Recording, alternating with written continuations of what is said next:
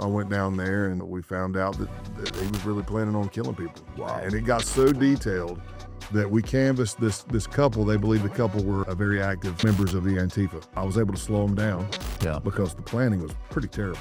It changed a few times, but it ended up to where they wanted me and the cell leader, TMB, to kind of go through the house and kill everybody while Helter Skelter held guard at the window, and then Pestilence was going to set the house on fire and burn it down. Wow. But then it got to the point to where Helter Skelter's like, hey, I want to pop my cherry. And I'm like, wow, what are you talking about? That means something different to me.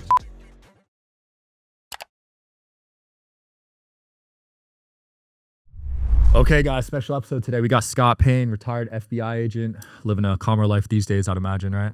Yeah, lots of traveling since the book came out, but yeah. Yeah, you're out here for the Mob Museum, right? In Vegas. We'll do that tomorrow. Yeah, tomorrow. You been there yet before? No, I haven't. I'm really excited to get it. You big on the mob stuff? You like that world? Yeah, I mean, when I first became an agent, my first office was in New York City, so you go through a rotation because they don't just put you directly on a big squad. They want you to learn New York City and the 5 boroughs and how to get in and out of the office and all that stuff. But yeah, I sat on a lot of wiretaps for the organized crime squad. The 22nd floor back then, pre 9/11, 22nd floor at 26 Fed. Half of it was drugs and the other half was organized crime. Wow. So yeah, I sat on quite a few. So you were trying to infiltrate the mafia back then? No, I wasn't undercover. I was just a case agent. I'm just a new agent listening to, like, they might have a wiretap on somebody and I'm listening to it. Yeah.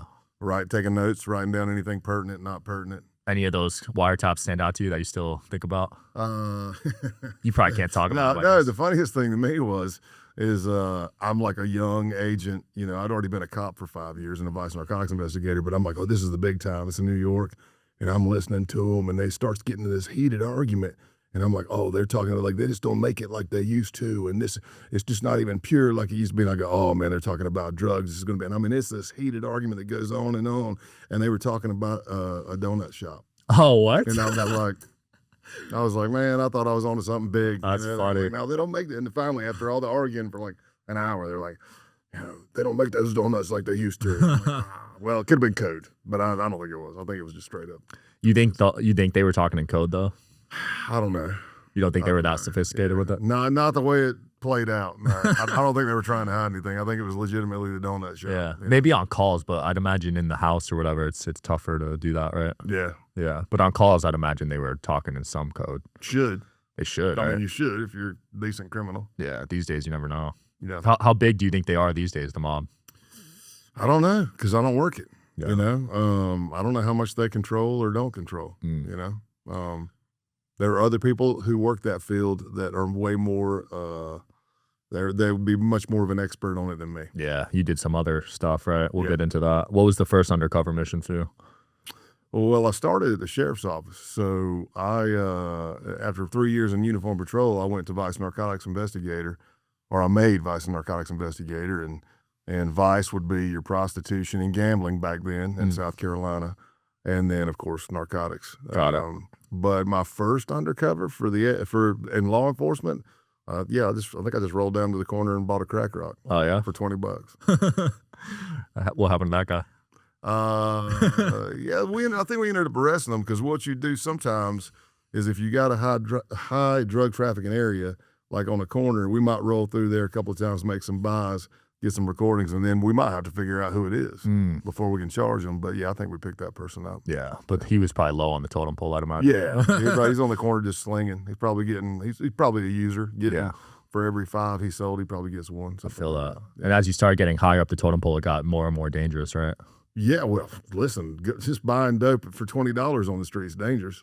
These days, right? Yeah, well, that was mid-90s. Damn. That was considered more I mean, there's been a lot of times in deep undercover, even though there's always a propensity for violence, because if you're taking somebody's freedom, i.e. locking them up, or if somebody feels their belief system is threatened, like an extremism type thing, there's always a propensity for violence.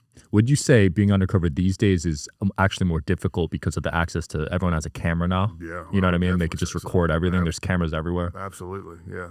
When you were doing it, it was kind of like, that wasn't really a factor. I mean, I only retired in 21. Oh, okay. So you caught the tail end of it. Yeah, I mean, I was still doing it. I was just blessed enough not to get outed. Right. Or have my stuff out there. And you felt like near the end, it was more difficult, though?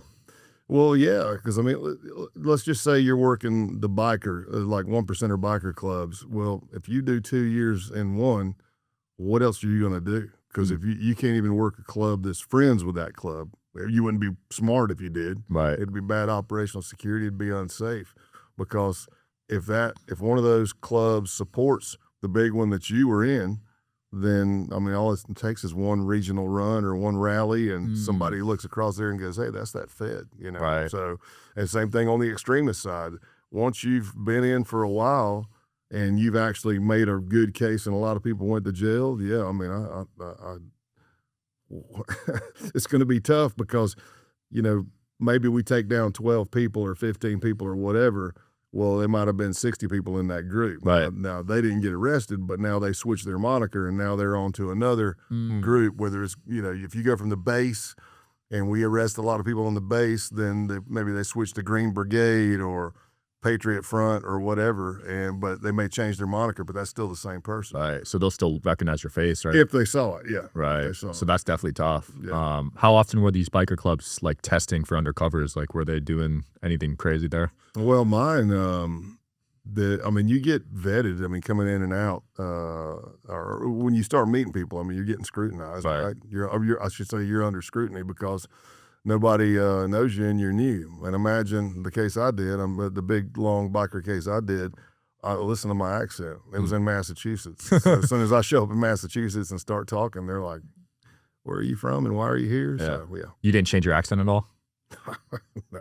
It'd be too hard to maintain, right? No, yeah, I guess. I mean, now I do mirror. Once I hang out with somebody from Boston area for a couple of hours, I'll start talking just like them. But yeah, I wasn't trying to be different. I'm still Scott, the jovial country guy. Yeah. Did you have any run-ins with George Christie? He was a guest on the podcast, president of the Ventura chapter of Hell's Angels. No, I did the Outlaws. Okay. I did the Outlaws up in the Northeast. But I mean, the case stretched all over the place. I mean, there was Florida and Detroit and all the way up the East Coast to Maine. So you did the Northeast? Yeah. How big were they out there compared to other regions? It depends. Like you get to big cities like Boston. So Boston and north of Boston was Hell's Angel territory. Yeah. Boston and south was the Outlaws and their arch enemies, arch rivals or whatever you'll say. And that was, and then you get down to like Cape Cod, and then it would be Hell's Angels again. You know, so big cities and states like that, like Florida has more than one, but like Tennessee used to just be an outlaw state. South Carolina is a Hell's Angel state. But even here recently in Tennessee, the pagans have come in and the Hell's Angels have come in. Really? So, yeah. Damn, so they're still spreading. Yeah. Wow. Yeah. I thought they're... And I mean, look, TV does things. I mean, when Sons of Anarchy was big and kicking for however many seasons it was, I loved the show. I watched every episode. But the numbers climbed. I'm sure you were watching for a different reason. No, I was enjoying it because at that point the Outlaws case was done. But yeah, okay. I still got to go out and do other undercovers into biker stuff because I mean, look at me, I'm kind of a biker guy. You blend in for sure. That's what I get called to do. Yeah, that kind of stuff. Wow. Yeah, I'd imagine Hell's Angel inspired some people to join some activities. Yeah. Yeah, I didn't even think about it, but just the power of the subconscious mind just picks up on that, right? Well, like The Sopranos, when The Sopranos was big, if you were white and had Italian in you, man, everybody wanted to be a Soprano, you know. So those numbers start boosting. Yeah. But when the Sons of Anarchy stuff, you did see a lot of numbers grow in recruitment and people wanting to be in like a 1%er club. But when they find out it's real bullets and real dope, and it's not just weekend partying, then you could be having your life in danger. Then some of those people. Did you have a wake up moment like that where you felt like shit got real quick?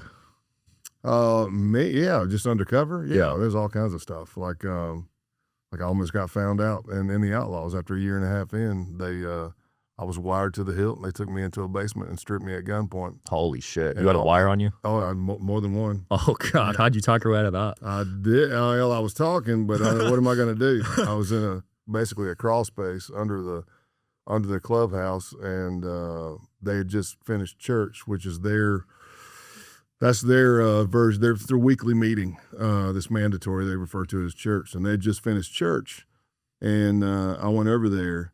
So even if there's two guys that have their guns on me down in the basement stripping me, looking for a wire and making me write down all kinds of information. But even if I would have got past them. Shout out to today's sponsor, Quince. As the weather cools, I'm swapping in the pieces that actually gets the job done, that are warm, durable, and built to last. Quince delivers every time with wardrobe staples that'll carry you through the season. They have fall staples that you'll actually want to wear, like the 100% Mongolian cashmere for just $60. They also got classic fit denim and real leather and wool outerwear that looks sharp and holds up. By partnering directly with ethical factories and top artisans, Quince cuts out the middleman to deliver premium quality at half the cost of similar brands. They've really become a go-to across the board. You guys know how I love linen and how I've talked about it on previous episodes. I picked up some linen pants and they feel incredible. The quality is definitely noticeable compared to other brands. Layer up this fall with pieces that feel as good as they look. Go to quince.com/DSH for free shipping on your order and 365-day returns. They're also available in Canada too.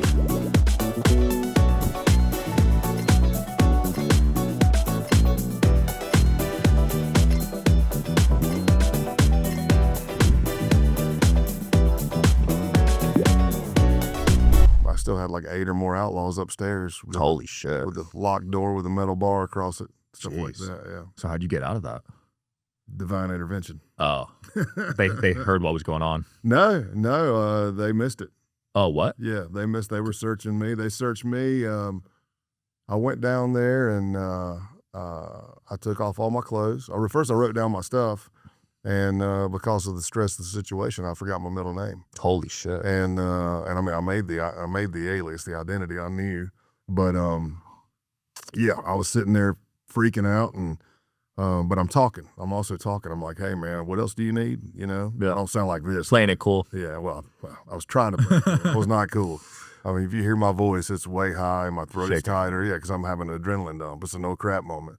And, you know, I'd be like, hey, and what else do you need? My name and what else? But it sounds like, and what else do you need? My name and what else? So I'd do that. And then I finish. I write the name down, I remember it. And then I take off. I basically take my boots off. I take everything in my upper body off. I drop my jeans and underwear down around my ankles. So from ankles up, birthday suit. And search me.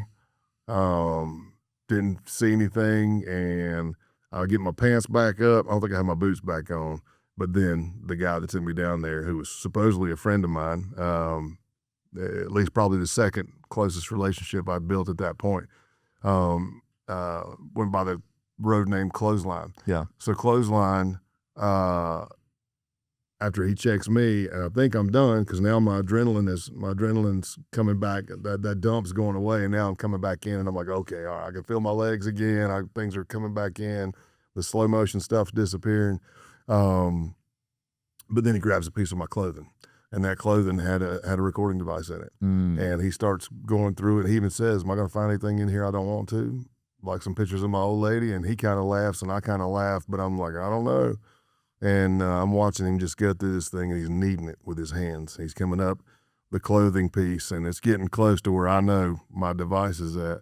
And you can even hear me. I don't know how I do it, but you can hear me go, because I'm just sitting there watching. What am I going to do? They both got pistols. They've already told me I'm not free to leave. I've already seen rope. I didn't see plastic on the floor, but I mean, I couldn't even stand up straight. It was such a small space. Yeah. That's why I shouldn't really call it a basement. But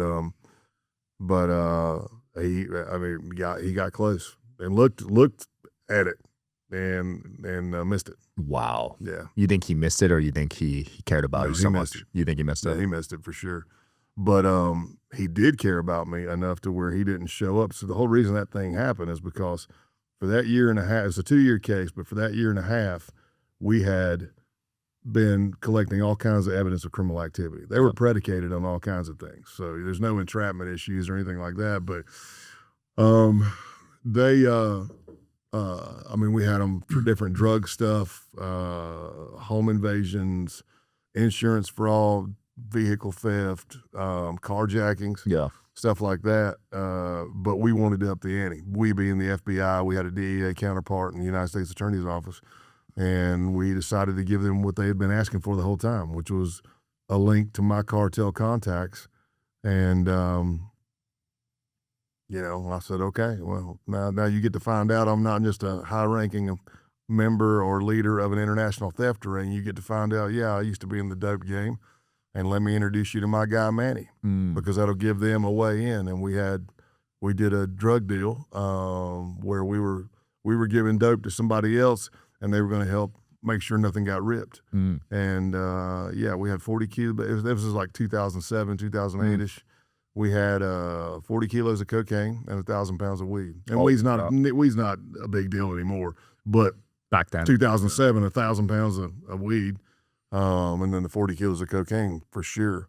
And yeah, they helped me move it. Wow. And they it's funny. It's really surreal because Manny is Martin Suarez, and Martin's got a book that just came out too. No way. Yeah, because he's inside the cartel. Martin is unfortunately he's got ALS now, so his speech is pretty affected. But he man, I actually did a blurb on his book, and I'm reading it. Man, he was doing stuff before there were like a lot of rules. I mean, he's down in Miami during like the heyday in the 80s, and I'm just hopping on boats and going out in the middle of the ocean and having cocaine shipments the size of an elevator. Oh, sorry, no, I'm so sorry. The size of a refrigerator, multiple refrigerators, like one batch is hitting in the open ocean. I'm reading all this stuff, and I'm going, how in the heck? There's no way headquarters would let me do that. Wow. That was a DEA agent? No, he's FBI. Oh, he's FBI. Yeah, FBI, man. Okay. Ended up doing like a bunch of, I don't want to steal his thunder, but he landed, he through his expertise, he landed this role as a money launderer for the cartel. And I mean, that was some insane stuff. Damn. Was he sort of like a mentor figure to you? Yeah. Oh, yeah. He helped certify me. Wow. I got certified in the FBI's undercover school in 2002. Yeah, and Manny's been around. But now it's funny because, you know, he's got a book, and I'm like, hey, that's Manny. That's the Manny. That's who showed up and helped me pull off a deal. So, that's badass. Yeah. Were you always trying to go the undercover route, or it kind of just happened? You know, I go into great detail in the book, but like chapter 1 is basically an overview of me growing up and what I consider my first undercover, even though I did it in true name. Like the first time I used the skill set of connecting with people and going into different groups to try to find out some information. I had my vice principal was a black man, Mr. Walker. And somebody had tagged his house. Not just whole paper, spray painted the house, spray painted his car, racial slurs. And he had watched me in high school, and this is the 80s, late 80s, and he had seen that I could hang out with potheads. I could hang out with jocks. I could hang out with musicians. I'm a musician and a singer.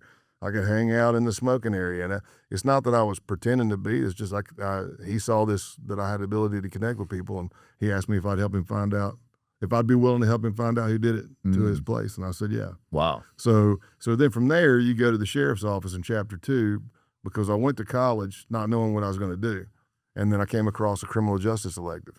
And I was like, a class, and I was like, man, I really like that. And then by the time I was bouncing through college and cops are working the door, I'd talk to them and be like a sponge trying to feed off of it. And, but as I grew up and, you know, I became a cop, uniform first, and like I said, vice and narcotics. If I look back, I guess I've always kind of had that servant's heart, because it's a calling, right? I mean, you're not doing it for the money, that's for sure. You're not doing it for notoriety, but it's a calling. So that shepherd's mentality, that servant's heart, bully a bullies kind of thing. Yeah. And then once I became a vice and narcotics investigator, and at the sheriff's office, I went to the state undercover school and got certified. And once I started doing that, man, I had the bug. I mean, my mentor was one of my many mentors was Gary Ward at the Greenville County Sheriff's Office in South Carolina, and he. I mean, hell, he was the world's strongest man in the late 80s. Really? Nobody could beat him in squat, bench, and deadlift. And he was a former Marine. Wow. And he had done some undercover into biker clubs and stuff. And man, I was so fascinated. That's badass. So. Wow. Thanks for sharing that, man. Yeah, I'm always fascinated why people choose the most dangerous professions. Well, I wasn't bad at it. Yeah, it's just like the FBI, I was in, right? For 23 years, we're so diverse. We work so many things. You work everything. So I'm not the right guy for the Wall Street undercover or there's all kinds of stuff. Wow, there's Wall Street undercovers. Well, I mean, we investigate everything. Yeah. You got embezzlement, you've got white collar crime, you've got cybercrime, you've got public corruption, you've got gangs, violent crime, criminal enterprise, La Cosa Nostra. You've got all kinds of stuff. Domestic terrorism, international terrorism. I mean, we work everything. Did you get to kind of pick where you wanted to focus on, or they kind of just assigned you? Yes and no? Yeah, I'd say yes and no, because what'll happen is like if somebody doesn't know you, once you get known, people will call you and say, hey man, we'd like to, what do you think about doing this undercover? Yeah. So that can happen, but sometimes it's just a canvas, right? And that canvas will come out from headquarters in an email form, and it'll come to the undercover coordinator of each division. And then, I was the undercover coordinator from 08 to 21 in East Tennessee, but I'll see it and maybe I'll know somebody who would be good, and they didn't see it. I'd make sure I sent it to them, or maybe I answer it. So yeah, I'm interested. I mean, sometimes you're the right person for the case, and sometimes you're not. Yeah. Holy crap. 28 years, man. A lot of missions. Which ones were the most difficult? Which ones do you think took the most out of you, the undercover missions? Well, the 2 years in the Outlaws, it's not so much that case itself took it out of me, because, I mean, look, riding around with a bunch of Neanderthals and wrestling over tables and drinking and riding motorcycles all day. I love that. That was fun. Being stripped in the basement, almost having your wire found, not so much. But there's a 3-year period that case happened in. So that was a 2-year case, but for the 3-year period, I had been doing too much. I spread myself too thin. I stopped taking care of myself. Not necessarily the case. It's just that I was taking that warrior mentality and applying it to every aspect of my life. And it ended up not doing too well for me. Got it. So you got in too deep. Well, I met my threshold. One day I physically and mentally crashed. I was done. I mean, I slept like over 16 hours a day for 5 days. Holy crap. And I wasn't depressed. I wasn't sick. I know what they both feel like. I was just that tired. Whoa. So I crashed, and I had to figure out, okay, how did I get here? How am I ever going to go back to doing this stuff? Can I keep this from happening again? So that one took a toll. That was a pivotal point. But as far as like working undercover, I mean, the pedophile stuff's hard to work. Yeah. That's tough. That's the one I feel like you can't come back from, right? Yeah, well, thankfully there's people that can work it and it not really have an adverse impact on their psyche. Really? But in the FBI, if you're working that stuff, you have to be psychologically assessed. Wow. Which you should be. I mean, you're looking at some pretty horrific stuff. Yeah. What's that test like? Is it like a written test, or is it more in person? Well, it's the safeguard assessment, and it was created by Joe Pistone, aka Donnie Brasco, the movie, right? And Joe Pistone, he came back in the bureau. So Joe and Steve Bann, who was an FBI agent, but his background was a clinical psychologist. They created the safeguard unit. So you take all kinds of psychological tests. I mean, some of them are some that everybody's had, but some are different. Right. And then those spit out some graphs. They spit out some numbers on a graph, and then you're going to sit down with a psychologist for an hour or so, and then you're going to sit down with somebody like Pistone, or maybe even me. Interesting. An experienced undercover. That kind of you can't BS a BSer thing. So you can't UC a UC is what we say. Can you BS a lie detector test, you think? I've heard some people claim at least that they can get through those. It's been done. Yeah, you think it's possible? Mm-hmm. Yeah, I guess it's just a matter of controlling your heartbeat, right? I'm not a polygrapher, so I don't want to overspeak. But, I mean, because now they've got like a strap on your belly, a strap on your chest, a butt pad to tell if you're flinching, and they got all these monitors on you and stuff. But, yeah. Yeah. I think but I've seen people not lie and fail them all the time. Yeah. So false positive was what it was. I feel that. Was interrogation a strength of yours? Were you good at getting information out? I was really good at connecting with people as a case agent. Right. Because as a case agent, and that's what you are first. I mean, now under Mueller, he tried some crazy stuff like you're going to come into the FBI and you're going to be cradle to grave intelligence. And that means you're going to go out and develop sources. I'm like, well, how the hell do you even know what you're looking for if you don't even know what it takes to have that source testify? I mean, we're trying to build cases on the criminal world. Right. How do you know what you're supposed to do? You never even been a case agent. So that model was not good, in my opinion. I thought it sucked. But the only thing I'm required to be is an FBI agent. That's it. Yeah. The firearms instructor, SWAT, defensive tactics instructor, tactical instructor, undercover. Those are all collateral duties. Relief supervisor, those all collateral duties. Interesting. So that burnout I mentioned, I did that to myself. See, Really? I volunteered for all that stuff. Nobody made me do that. I volunteered for every bit of it, and I love doing more than one thing. Okay. And So they weren't like giving you strict guidelines and all. No. I mean, well, yes, you have strict guidelines, but it's like there's policies and stuff, but it's a collateral duty. It's voluntary. Yeah. Until the day they say you're a full-time firearms instructor. Maybe you're at Quantico. You're back at Quantico, you're a full-time firearms instructor. Got it. You might be a full-time principal firearms instructor for the division and not have any cases. But until the day they say that, you're supposed to be a case agent. And the 2 years, was that longer than expected? Like, did you feel like it would take that amount of time? No, because you go where the case takes you. You know, and if you're working, in my opinion, if you're working long-term cases as a case agent and or as an undercover, one of the hardest decisions is always when to take it down. Right. Because you make that call, or is that like a group decision? It depends. Really, the undercover doesn't. Okay. Now, if it's something from my division and I'm working tightly, or they're including me in for the decision, yeah. But again, undercover's voluntary. I could say I'm out. Wow. Am I probably going to be blackballed and not get picked for a case for a while or ever again? Yeah, but it's all voluntary. Interesting. How close were you to doing that? I don't know if I was ever ready to quit. I got put on timeout about 3 times. On that case or a different one? Well, yeah, when I crashed at the end of the Outlaws thing, I self-reported. I called Safeguard, and I said, "Hey, man, I don't know what's going on. I'm scared. I think I'm crashing." Yeah. Well, I don't blame you after that. You almost died. I mean, they were. Well, I mean, I don't want to say die, but it's just like I was a walking zombie. I was scared. I didn't know. I found my threshold that day. I think it changes. I'm not trying to say I'm tougher than anybody else. There's people out there that have done so much more. Men and women that have done so much more. But I found mine that day. Yeah, I bet. I did the Ric Flair, woo, head first. I'm like, I'm good. Bam. Yeah. Well, Joe Pistone's story, I mean, how many years was he? 6. Holy crap. And I saw the movie. I don't know how accurate it is, but he looked pretty accurate. Pretty accurate? Yeah. Very stressed out. Didn't know when they were going to step in, you know? That's realistic. 6 years is crazy.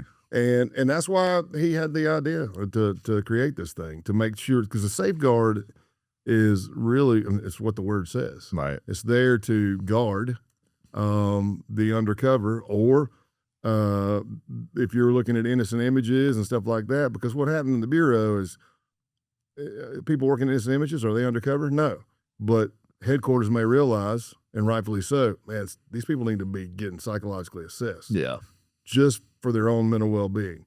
Well, you know what? We've got this unit over here that does nothing but undercover. Why don't we start sending them to there? So you start getting, because that's a specialized unit, and then they end up doing all that stuff, and inundated and overworked and understaffed for the stuff they've got to do. But yeah, that's what it was really there for, to make sure you, as a person, as an FBI agent, aren't losing yourself. Because there's no case worth you losing your family, yourself, your health, your marriage, your job, your life. There's no case worth that. For sure. Now, I'll throw a caveat, because I'm also an active shooter instructor. FBI and Alert basically married each other in 2013 after the Sandy Hook school massacre. Department of Justice, from Obama all the way down, said we need one entity in the Department of Justice to be the front runner for active shooter training. Not knocking the other agencies out there, but the FBI has a SWAT team in every division, has a principal tactical instructor in every division, and you don't just make that. You have building blocks. In order to be a tactical instructor, they've changed some things now to get more people involved, but up until about 5 or so years ago, in order to be a tactical instructor, you have to be SWAT certified and you have to be an active firearms instructor. Wow. So those are 2 building blocks. Then you get that. So to become an active shooter instructor, you had to be a tactical instructor. So it was kind of a no-brainer, and they picked us. And even though everything funding was gutted, no training whatsoever, Obama down said, no, we need these people trained. So in 2013, me and probably 100 and maybe 30 other tactical instructors for the FBI over 5 weeks. These like whatever, 15 go this week, 15 go this week, and you just keep going. And we all got certified. Holy cow. So I went off on a little bit of a tangent there, but what I'm trying to say is there's no case worth losing your life and all that stuff I said, with the exception of if it's an active shooter event. Even though I've been retired since 2021, I didn't drive here, but in my vehicle, I've got a go bag. I've got everything ready to go. I still instructed. I'm now an adjunct instructor with Alert. It's the national standard for training law enforcement active shooter response. But now that's different. If we have actionable intelligence that down the hall people are dying, I got to go. Have you ever gotten a call like that? I have not responded to a live active shooter, but I mean, we had the Chattanooga shooting, the active shooter, and we all went there post after that and stayed down there helping cover leads and stuff because that was the Knoxville division that worked that. There was a couple in Vegas recently. Oh, yeah. There was one at a gym here. I don't know if you saw that one. Yeah, dude, they're happening so many times now. It's nuts, dude. A police officer actually, shout out to whoever that officer was, ended up shooting that guy. And then there was one on campus, UNLV, a year ago. Yeah. Did that turn out legit, or was that one that got called in? And... I think I think he shot a couple people, if I'm not mistaken. Crazy times we're in, right? Mm-hmm. And then obviously with the Charlie Kirk stuff that just happened, it's just like madness. So I have somewhat of a theory. I'd love to hear it. And this is coming from years of being in the training environment. Yeah. Right? I used to be the one getting trained, and you still get trained. I can always learn. I love learning. I love spreading knowledge. I love gaining knowledge. Mm-hmm. Even here I am at 54 years old. But over the years, you see, like, I think it's very natural for a parent to want their kid to do better than they ever did, whether they had it good or not. You want your kid to have it better. And then we went through this whole regime where it was a lot of helicopter parenting, which, look, I'm not knocking it. You raise your family however you want to, but as far as being a trainer or somebody hiring law enforcement, I'm talking to sheriff's offices and the local police departments, and we're all sitting around not a campfire, but basically a campfire conversation saying, man, tell me about these cadets that are coming in now. What are they? Oh, nobody can ever speak to me that way. And you're like, well, then you don't need to become a cop because you're going to get spit on, you're going to get yelled at, cursed. And so you started seeing that, in my opinion, the helicopter parenting, which not necessarily a bad thing, but nobody ever really gets, oh my gosh, are you okay? You just fell over. Oh, are you okay? Are you okay? Right. Well, that instills things. If anybody would study child psychology, you will learn where the brain's developing at certain years and whether or not at 5 years old you should be playing a very, very graphic shoot 'em up game. Yeah. No, you shouldn't. At 5 years old, you should not be watching slasher flicks. No, your brain's not set up for what you're doing, right? So you see that, and then we move into everybody gets a trophy. So nobody loses. Well, that may be okay growing up. But when you get out in the real world, you're going to see that you don't always get your way. You're going to fail. Yeah. And I started seeing that, and me and my peers and mentors and people I've been blessed to mentor are looking and going, what is going on? You get people, and I'm like, so I started asking people, I'm like, look, I'm not saying you have to be former law enforcement, former military. I'm just asking, have you ever had to work with another person to accomplish a goal? Ever? Yeah. And have you ever lost? I was on a football team that lost every game. Damn. My junior year in high school. We were 0-10. How do you deal with loss? So see, what I think happens is a lot of people get older and they haven't lost or they don't know what it's like to lose and come back from that. So they haven't gone through that adversity, and now they're a grown up and now they're going through adversity and everybody's nutting out. I think that's a lot of cancel culture. To me, I mean, it's like you can't even have a debate. Look, here's the thing, man, Sean. It's okay for you to like something I don't. Yeah. It's okay for me to like something you don't. We can still get along. You like to eat? I love to eat. There you go, man. Me too. There's one right there, right off the bat. And it's unfortunately, in my opinion, we've gone so far to where people are they can't handle losing, and they don't know how to deal with it. And they think that you just got to go kill somebody. It's just ridiculous. Did that assassination really affect you? Because for me, it was like, I mean, the guy's been on the show. I've been around a lot of his people, and it rocked my world. It really fucked me up, honestly. Yeah, it did me too. I was depressed. I was depressed last week. I might have poured back a few too many last week. But for me, active shooter instructor, tactical instructor, I've got so many videos where I've seen sniper shots. I got them all on my computer. I show them for training and stuff. How tough was that shot for the average person watching? Like, was that a really difficult shot to make? I don't think so. You don't think so? Not with a 30-06 with a scope on it if it's sighted in. Okay, because they were saying like 150 meters, right? Yeah. Oh yeah. I mean, if I've got, I mean, my AR at my house, I've got optics on it. I've got a 3-time magnifier. Yeah. I mean, you can go. But you're trained. I'm saying like, could that No, 20? what I'm trying to say is if I've got that zeroed in, Yeah. and I've zeroed it in for you, really, as long as you're not jerking the trigger and you can lay still, all you got to do is put the dot where you want to shoot. Wow. Depending on, now there, you can get into trajectory and distances and stuff like that, which is above my pay grade. But I think the more impressive thing is the fact he got away, right? Than the shot. Well, again, it's not a presidential thing going on, right? Or somebody that has a boatload of security. Yeah. But I mean, the exit route was pretty quick. I mean, yeah, fire the shot if you watch the video and then just run across the rooftop and drop down. Right. I don't know. Crazy, man. Yeah. No, that shit fucked me up though, dude, to be honest. I mean, look at the Parkland school shooting. So that kid shot all the people and then drops his gear and walks out with the kids. They found he blended in and walked out. Wow. They found him walking down the street. That's crazy. So yeah, man, crazy times we're in. Can't even send your kids to school without worrying about their safety. No, I personally think, I mean, of course, I'm a law and order guy, clearly. But I think that you got to take the opportunities away. What do you mean? And, well, it could be something as simple as, I mean, maybe not these days because cops aren't really respected near as much as they used to be. Yeah. But putting a cop on that corner. I'll give you an example. As a cop, you usually work side jobs because you don't get paid anything. Yeah. So if you want more money, you got to go work side jobs. We had one that was like a fun park. So you could go putt-putt, you could play video games, you could ride go-karts, hit the batting cages, all that stuff.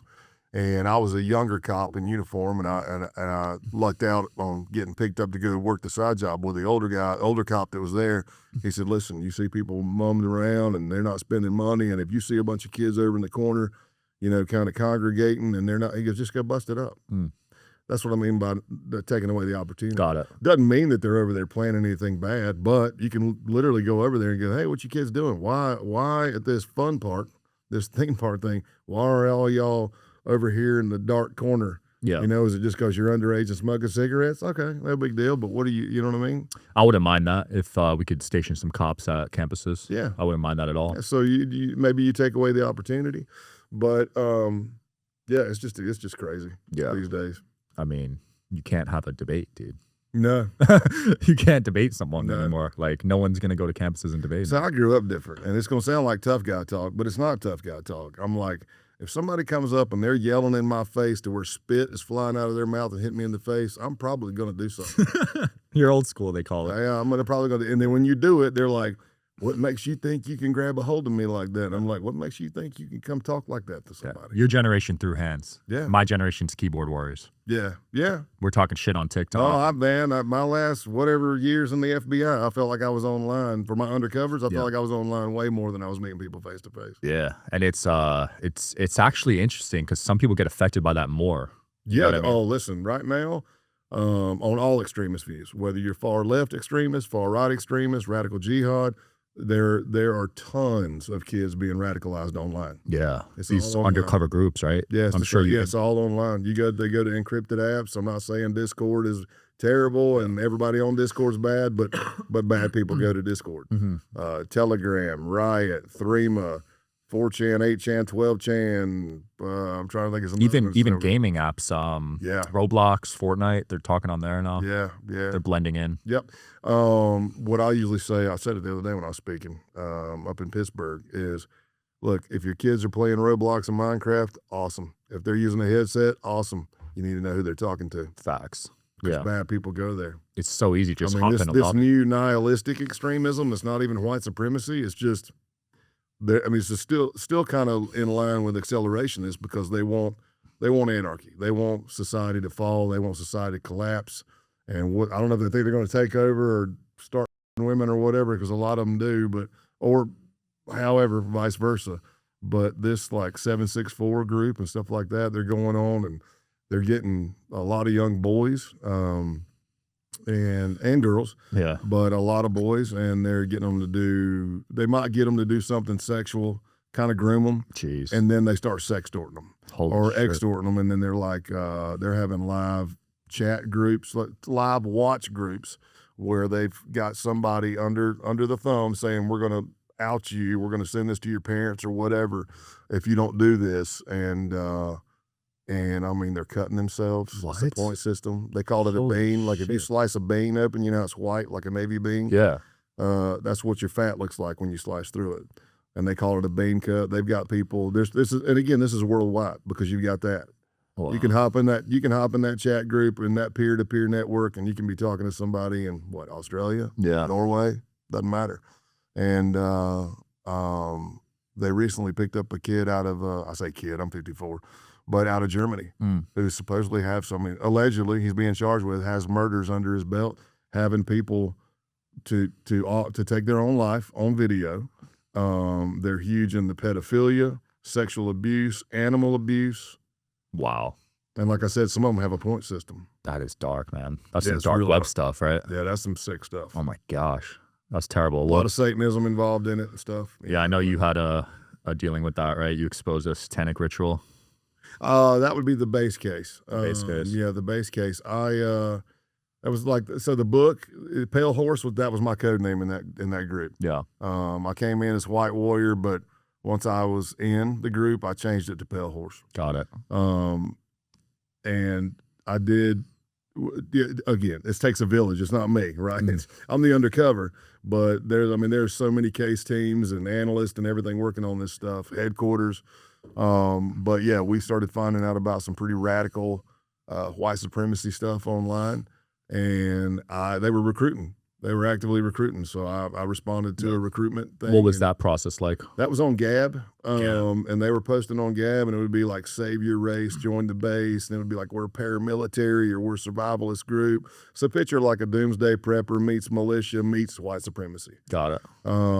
But once I got in there, the accelerationist view, which is often referred to as siege culture, off of the book Siege by James Mason, who's a longtime white supremacist. He created Atomwaffen division.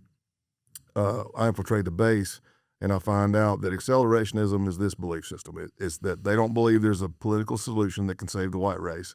They believe society is going to collapse on its own or through man-made events, and they want to speed it up. And when they talk about speeding up the collapse,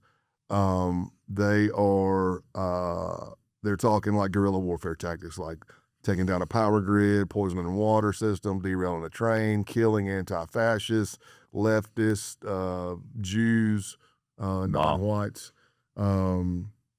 But, that's what I infiltrated because that's what my skill set led me to. But I've got peers and mentors and people I've mentored that have infiltrated the radical jihad. They're being radicalized online. Or far left extremism. They're being radicalized online. A lot of them. Crazy. And then it still goes back to a lot of that human need to belong. So go back in the 80s to your cults, 70s cults, 80s and 90s gangs.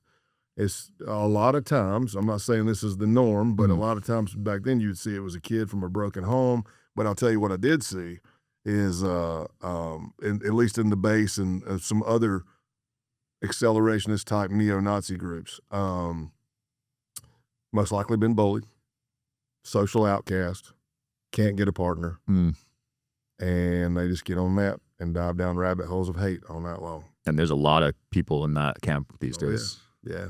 So when we infiltrated the base in 2019, so the base and Atomwaffen, they were like the two big accelerationist groups. Yeah. And it was considered kind of cringe in the white nationalist movement. But we arrested everybody in the base in January of 2020. How many people were there? I think we took out, let's see. It might have been around 12 in the beginning. Oh, so it's kind of small. Yeah, it's not like huge numbers, but it was enough to put a ripple in effect. Because what happened is I got in there and gained trust, and we started uncovering murder plots. Damn. And then more murder plots. And then there was a group. So you have cells. So maybe I should say this. The base, translated to Arabic, is Al-Qaeda. Oh, wow. So Al-Qaeda's MO was 3 to 5 man cells, CELL. I know I got a country accent.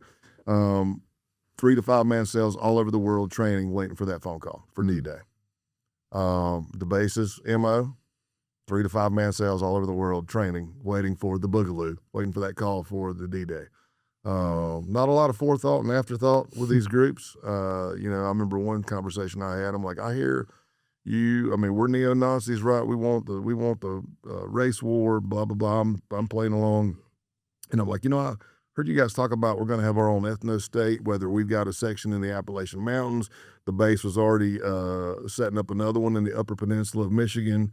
The leader of the base had property in Pacific Northwest. I said, but I haven't heard anything about procreation. I'm like, I haven't seen any of you guys dating anybody.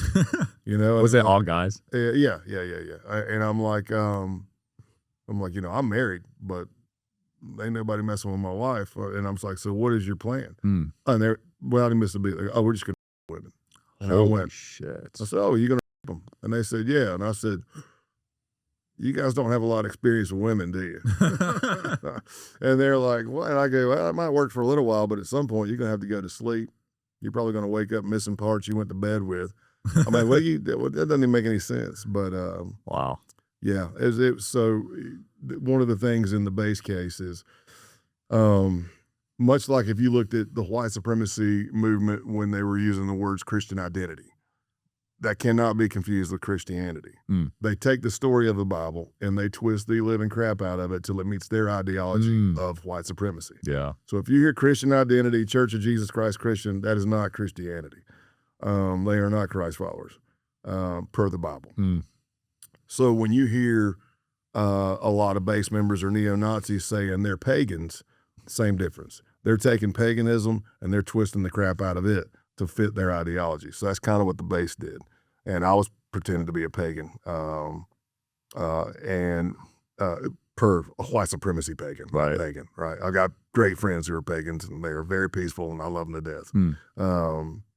But they would take the story like the Wild Hunt. The Wild Hunt in Norse mythology is essentially Odin and some other gods going out and laying the smack down to all their enemies. So we did some blots, which is the ritual ceremony in paganism. I'd done some, and pray to your gods, and we'd cut ourselves and bleed on the wood with the runes. And it's not just runes; there's white supremacy symbols on there too, so don't get confused. So you had to cut yourself? Yeah, and bleed on it, and then Holy shit. and then we would light it on fire and pray until the fire went out, stuff like that. Jesus. But by Halloween of 2019, we had a little hate camp, basically what it was. There was about 12 of us there, and it was in Georgia in the cell that I was a member of. And we were out there, and I fell asleep after we did training all day, and then this huge cold front came in. It was like the coldest day so far of that year. Yeah. It jumped like 40 to 50 degrees. So I wasn't prepared. I had to go to Walmart and buy some base layers. Yeah. But I dozed off in my truck, letting my phone charge up, and I wake up to them pounding on the window. Pale horse, you got to get up, you got to get up. And I'm like, okay, what's going on, man? What's going on? They're like, remember us talking about a sacrifice? I'm like, yeah. They go, we got the goat. I'm like, what do you mean you got a goat? And I walk out there, and they had gone not that far down the road and jumped a fence and stole one of 3 goats. Almost got caught by the guy. I'm glad nobody got hurt, like the guy. Yeah. It's his place. I'm sorry they stole his goat. But they had him. The guy, the member, he went by a code named Eisen. Eisen was going to be leading the blot that night. And they said, hey, man, we're going to go sacrifice this goat. And I remember reaching out to the team through a listening device. And I'm like, hey, I'm pretty sure we're getting ready to get out here to kill this goat. And I can't think of a reason to blow the whole case right now, even though I'm thinking it's a misdemeanor if they stole an animal, but I'm like, okay, I don't know, Yeah. But what I did say is I said, I know you guys can hear me. If you don't want me to do this or partake in this, you need to let me know, and I'll do whatever I can to get out of it. And I heard nothing. Whoa. So I said my last words on that device were like, all right, I guess I'm going down in the woods. Holy shit. And we went down in the woods, and I told you what the Wild Hunt was, Norse mythology wise. The Wild Hunt to the base was this sacrifice was going to be a sacrifice to Odin, It was going to be in Valhalla, and he was going to kick off the wild hunt. But the wild hunt to the base was ridding the world of non-whites, anti-fascists, leftists, and definitely Jews. Wow. And that was going to be the start of it. And we ended up, like the guy leading the blot, Eisen, he thought he was going to chop its head off. We were all in a circle around it after praying and everything. And then he went to hit it on the back strap with this big blade, and it didn't do nothing. It was like, all you hear is thunk. And then the goat's like, bah, and I'm like, oh man, this is gonna get bloody.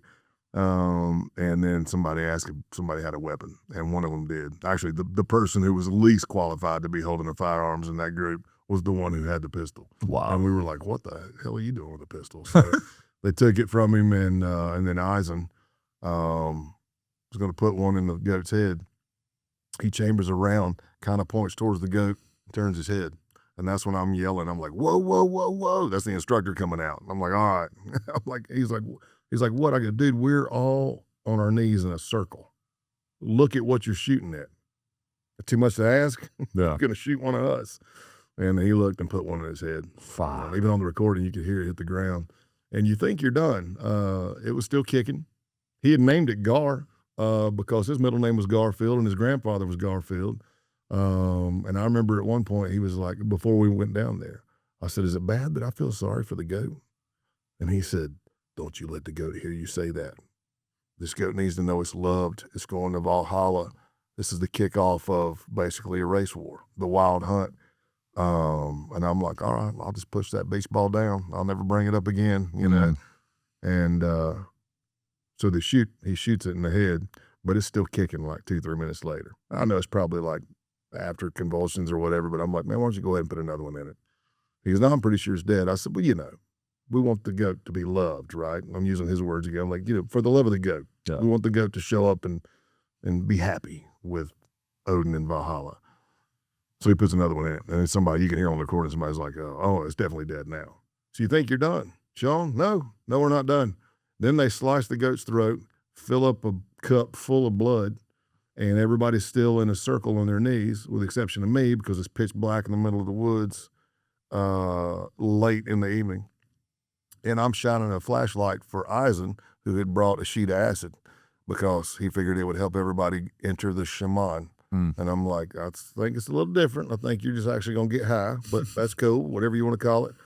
And as he's going around, he's tearing a tab off, and some people never even done it before. And I'm like, what are you doing? I'm like, what? I mean, I'm out here with these crazy white supremacists, and they're armed, and we got submachine guns and a lot of bullets and stuff, and plate carriers and everything else you can think of. And it's like they go to one and he puts the tab under his tongue, and he's like, is it bad if I've had a beer? He goes ahead and takes it. He swallows it. And he goes, is it bad if I drank a beer before? I'm like, it's a little late. I mean, I should have asked that before he even did it. And we're going around. Not everybody did it, but almost everybody did. And what you do is after you take the hit of acid, or if you don't take a hit of acid, is you chug that blood from the goat. What? Yeah, so I was last, or maybe Eisen was last, but me and Eisen were last because he's going around, so I'm shining the flashlight. And I remember one guy, he was like really wrestling with it. He was like, oh, I mean, you know, I had a long drive. I mean, should I do it? Should I not do it? I hit him in the face with the flashlight. I'm like, bro, you don't have to do anything you don't want to do. Nobody making you do it. I ain't doing it. I already told them, don't even try to slip that crap in my drink. Because what I told them is, I'm like, just know if I go on a bad trip, I'm taking you all with me, you know? So it gets around to me, and it's my turn to drink the blood. And I look down, Sean, it's all clotting. It's coagulating because it's been sitting there a minute. And I'm looking at it going, man, I really don't want to drink this. And I think it was pestilence in the group that gave me an out. So I took 2 fingers, put it all deep in the blood, and sucked all the blood off. That way I didn't have to swallow it, Sean. And then then the next day of training was completely wrecked because everybody was high on acid. But by Saturday, everybody's back, and we're training all day long. But we're also building propaganda videos. We're recording nonstop, and the rule is the next video has to be better than the last video because we're still trying to recruit. So by Saturday night, we go down, and we're lighting bonfires and burning holy Bibles, burning the American flag. People are screaming death to your Jewish God, F America, death to America. That wasn't exactly fun for me. Yeah. You know? But by the end of that weekend, long weekend, I had gained even more trust. And that's when they were like, I think we trust Pale Horse. And I said, what are you talking about? So put your phone in airplane mode. We're going to walk over here and talk. And that's when we started kind of getting an idea. They were plotting to do some things. But eventually I went down there and we found out that he was really planning on killing people. Wow. And it got so detailed that we canvassed this couple. They believe the couple were a very active members of the Antifa group. And we cased the house a couple of different times. I was able to slow them down because the planning was pretty terrible. I'm like, compared to everything else you see, like there would be a sheet, they hand you, hey, here's your bug out rules, or here's the rules for putting up stickers and flyering, which is, they're big on that. Like you go down there and I'm spraying the glue and you slap it up there, join the race, save your race, join the base, and there's a QR code. When you scan that QR code, it takes you straight to BitChute to a propaganda video. Wow. Be a part of us kind of thing. Join the brotherhood kind of thing. We cased that house several times, but it got so detailed, and these are the members coming up with this, so detailed that it was like, hey, we're going to go to a campsite. We're going to leave all of our digital footprint there. Everything stays there. We're going to go to a pay by the hour motel. We're going to scrub all our dead skin off.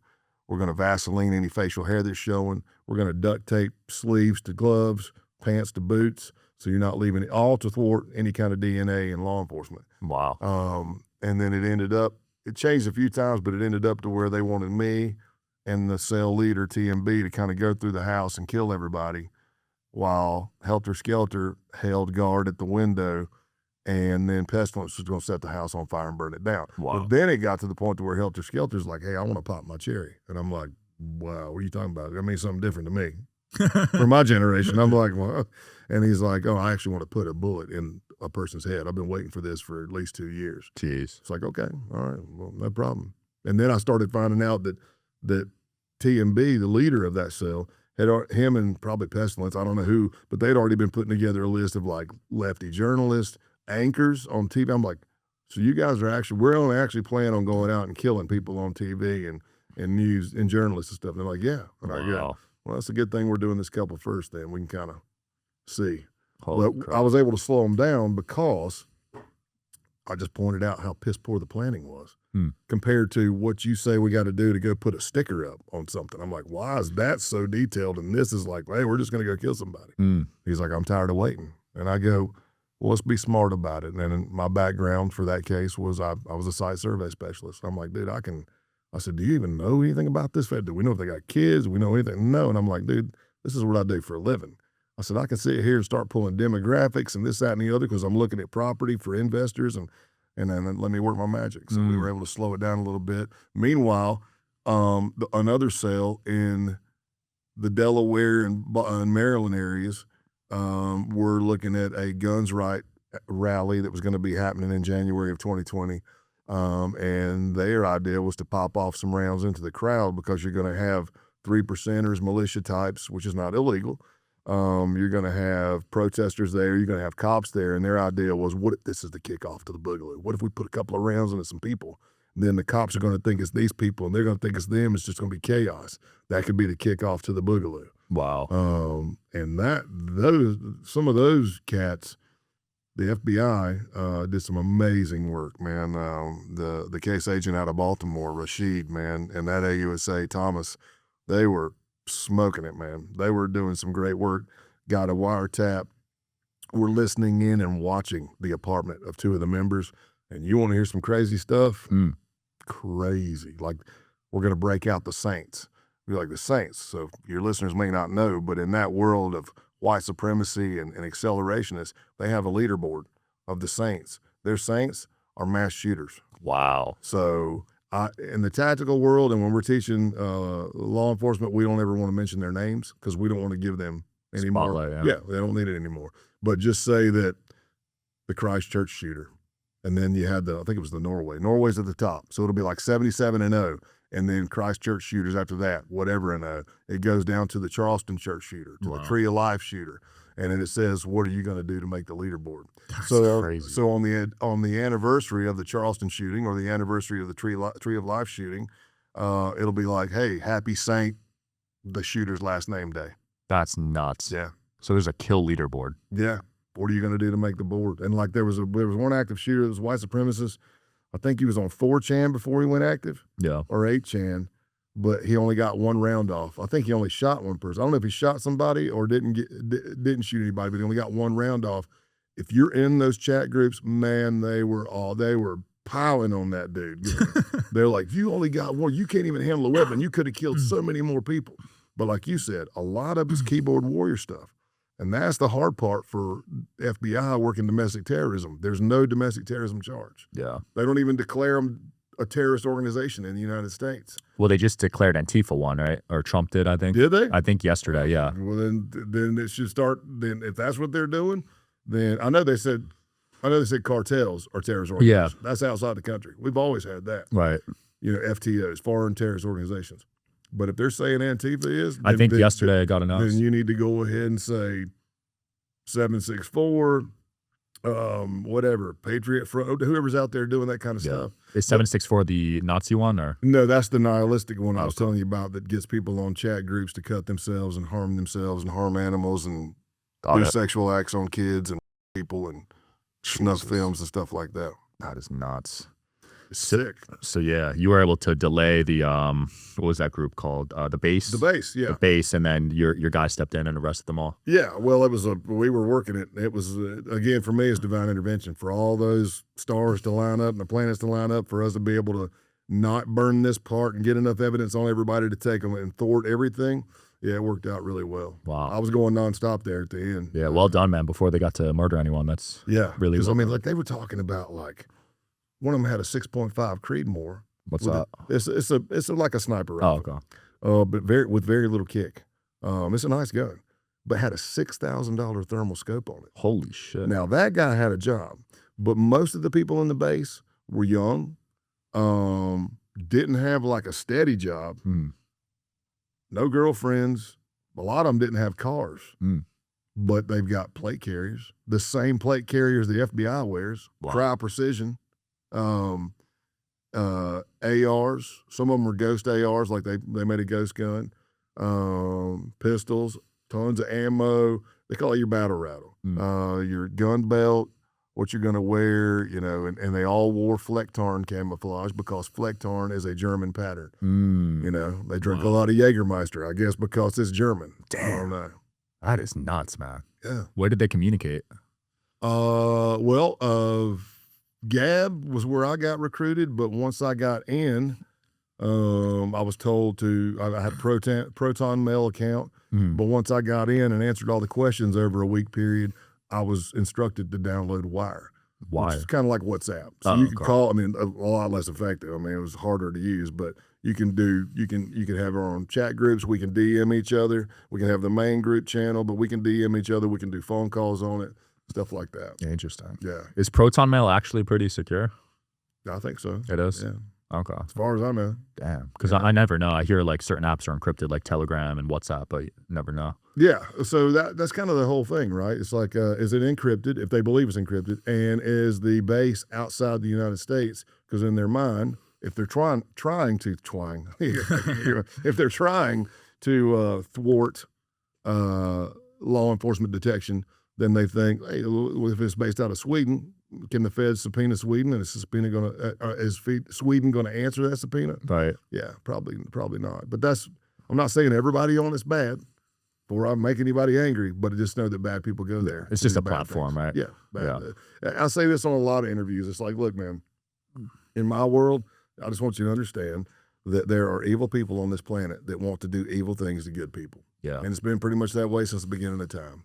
Yeah, I hate to be negative, but I don't think these groups are going to stop, right? I think they're going to just... Well, I'm an optimist, and I'm a glasses half full guy. Yeah. So like a question that comes up a lot when I'm on these, hey, the war on drugs, do you think it's winnable? I'm probably going to make a lot of people mad who but I've worked it pretty much my entire law enforcement career. In one form or another, there was a drug nexus and almost everything I did. No, I don't think so, because it's supply and demand. Now, we can slow it down. We can slow it down. We can take off huge shipments, unless you just want to lock the border altogether. But Yeah. it's a cat and mouse game. They're going to try to figure out a way to get it in. We're going to try to figure out a way to stop it. But when it's a wide open border and you can just walk across and do that, I'm like, hell, we don't even know what's in here. Yeah. I lived on the border. I worked as an FBI agent for 6.5 years in McAllen, Texas. Wow. I worked cartel stuff day in and day out. Was that under Obama? Man, when I got down there, was Obama? It might have been Bush when I got down there. Oh, Bush. Wow. Yeah, it was Bush when I got down there. And there was, I went down there right after 9/11. Okay. And I was still assigned to New York City when 9/11 happened. Wow. Yeah.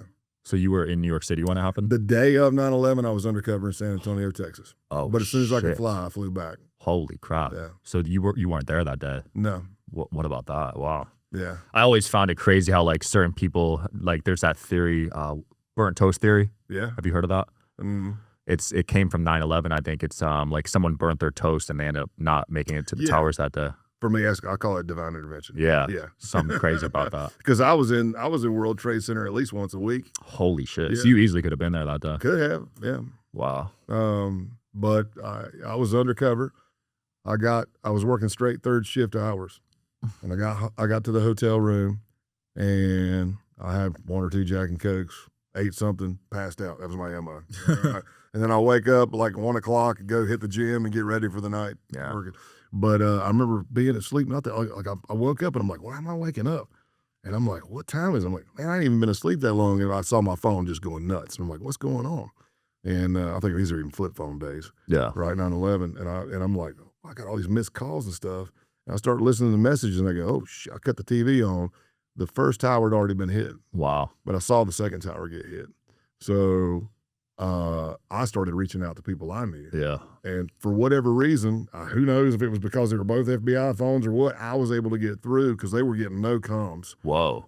In that area because there's just so much going on. But if I got a hold of you, what you would say to me is, hey, Scott, or Country, my nickname was Big Country, like, Country, I'm good, but could you do me a favor and call my mom, my dad, and my wife? Give me their name and numbers.